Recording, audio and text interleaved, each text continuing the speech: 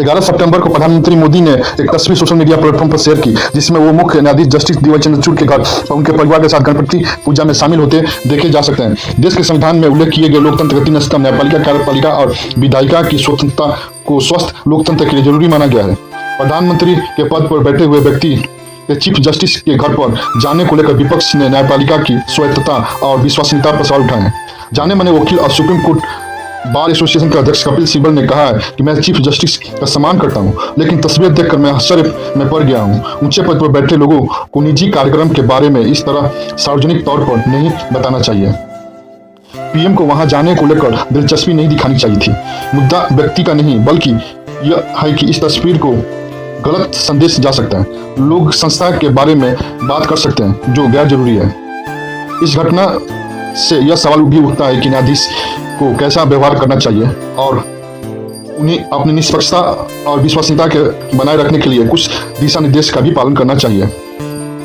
Supreme court के वकील दुष्यंत दबे ने कहा है कि चीफ जस्टिस वेंकटचल्या ने अपने कार्यकाल के दौरान न्यायाधीशों के लिए आचार संहिता बनाई थी। उन्होंने कहा था कि सभी जज इसका पालन कर रहे हैं। जस्टिस वेंकटचल्या के बनाए गए दिशा निर्देश क्या है, चलिए जानते हैं। ये दिशा निर्देश या आचार संहिता 7 मई 1997 को लागू हुई थी। तत्कालीन मुख्य न्यायाधीश एम.एन. वेंकटचल्या की पहल पर 16 बिंदुओं वाला एक दस्तावेज तैयार किया गया था। इस दस्तावेज का शीर्षक न्यायिक जीवन के मूल्यों का पुनर्गठन रखा गया था। इन दस्तावेजों में वे दिशा निर्देश शामिल थे जिसका पालन न्यायपालिका में शामिल व्यक्ति को करना चाहिए, जिसमें कि न्यायपालिका का स्वतंत्रता अस्तित्व बरकरार रहे और आम आदमी की नजर में उसकी स्वायत्तता बनी रहे। न्यायपालिका के लिए क्या है दिशा निर्देश, चलिए जानते हैं। न्यायाधीशों के व्यवहार और आचरण से न्यायपालिका में विश्वास और पारदर्शिता मजबूत होनी चाहिए। सुप्रीम कोर्ट और हाई कोर्ट के जजों को ऐसे कोई काम नहीं करना चाहिए जिसमें व्यक्तिगत या आधिकारिक तौर पर न्यायपालिका में विश्वास और पारदर्शिता को खतरा पैदा हो सके। सेकेंड नंबर पॉइंट, न्यायाधीश किसी कार्यकालय, क्लब, सोसाइटी या अन्य एसोसिएशन के लिए चुनाव नहीं लड़ेंगे। थर्ड नंबर पॉइंट, न्यायाधीश को बार के किसी भी सदस्य, विशेषकर अपने ही न्यायालय में प्रैक्टिस करने वाले किसी भी सदस्य के साथ घनिष्ठता से बचना चाहिए। फोर्थ नंबर पॉइंट, न्यायाधीशों को अपने करीबी रिश्तेदारों को वकील के रूप में अपनी अदालतों में लंबित मामलों पर बहस करने की अनुमति नहीं देनी चाहिए। 5 नंबर पॉइंट, यदि न्यायाधीश के परिवार का कोई सदस्य वकील है तो उन्हें उस घर में रहने की अनुमति नहीं दी जानी चाहिए जहां न्यायाधीश रहते हैं, या ऐसे सदस्य के पेशेवर काम के लिए घर का उपयोग करने की अनुमति नहीं दी जानी चाहिए। 6 नंबर पॉइंट, न्यायाधीश को अपना आचरण में निष्पक्षता का कड़ाई से पालन करनी चाहिए। 7 नंबर पॉइंट, न्यायाधीशों को अपने परिवार, करीबी रिश्तेदारों या दोस्तों से संबंधित मामलों की सुनवाई अपनी अदालत में नहीं करनी चाहिए।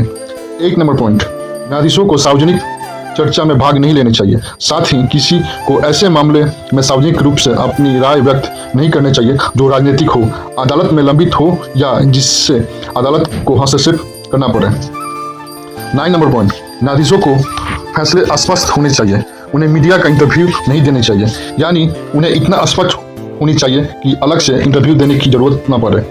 10 नंबर पॉइंट, न्यायाधीशों को अपने निकटतम परिवार के अलावा अन्य लोगों से उपहार नहीं लेनी चाहिए और किसी तरह की रॉयल्टी स्वीकार नहीं करनी चाहिए। 11 नंबर पॉइंट, न्यायाधीशों को उन कंपनियों के मामले में नहीं उठानी चाहिए जिसमें उनके शेयर हो। न्यायाधीश उन मामलों में सुनवाई कर सकते हैं जिसमें उन्होंने इसका उद्देश्य बताया हो और किसी अन्य न्यायाधीश ने सुनवाई और फैसले पर आपत्ति न जताई हो। 12 नंबर पॉइंट, स्टॉक, शेयर आदि में न्यायाधीश किसी भी प्रकार की अटकलें नहीं लगाए। 30 नंबर पॉइंट, न्यायाधीशों को किसी भी व्यक्ति, संगठन और भागीदार के साथ प्रत्यक्ष या अप्रत्यक्ष से व्यापार या व्यवहार नहीं करनी चाहिए।